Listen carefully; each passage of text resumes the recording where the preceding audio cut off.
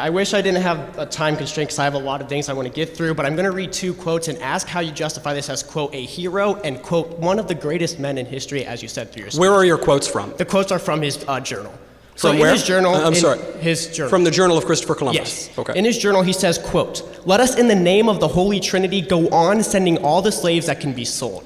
He also says, quote, "The Indians are so naive. I will bring as much gold and slaves as you need." That actually was not in his journal. That was to the court in Madrid. I assume it wasn't in his journal because he would be writing to himself. Right, so you're saying Christopher Columbus agreed in a letter to his bosses who were funding his voyage that he would fulfill the terms of his voyage? That's what you're saying?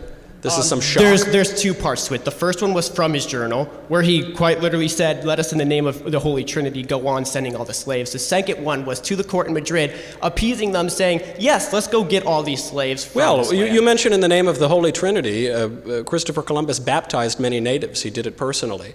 And he obviously was bringing the faith to the New World. You're at a Catholic university. If you believe that the faith is true and good and beautiful, as I do, as all Christians ought to do, then that's a wonderful thing to spread the gospel to people who've never heard it before. I think you misheard the quote. The last part of the quote I don't is think the I most misheard the important. quote, but you can Go repeat it on, if you like. In the name of the Holy Trinity, what should Yes. we do in that name? Go on sending all the slaves that can be sold.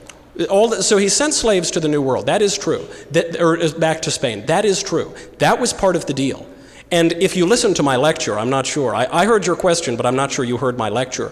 He agreed to the encomienda system as a political concession because he was outfoxed by a local mayor named Roldan. This was the cause of much of his consternation in the New World. It's the reason that Bobadilla was able to take over and usurp control from him in the West Indies. This is a political reality. This is not a beautiful thing. It's a terrible thing. Slavery is an awful thing. None of us disagrees with that.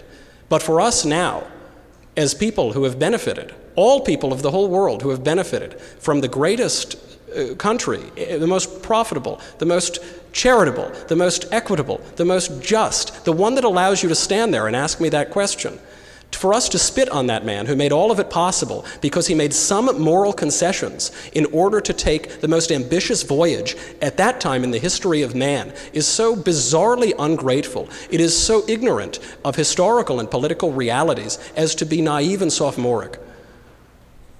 My question was, how can you justify calling him a hero? I agree. I've just justified it. That's my explanation. I think that you're standing on the shoulders of giants and you think that you're flying, but you're not. We are dwarfs standing on the shoulders of that great man, and we spit down on him in our ingratitude. How pathetic.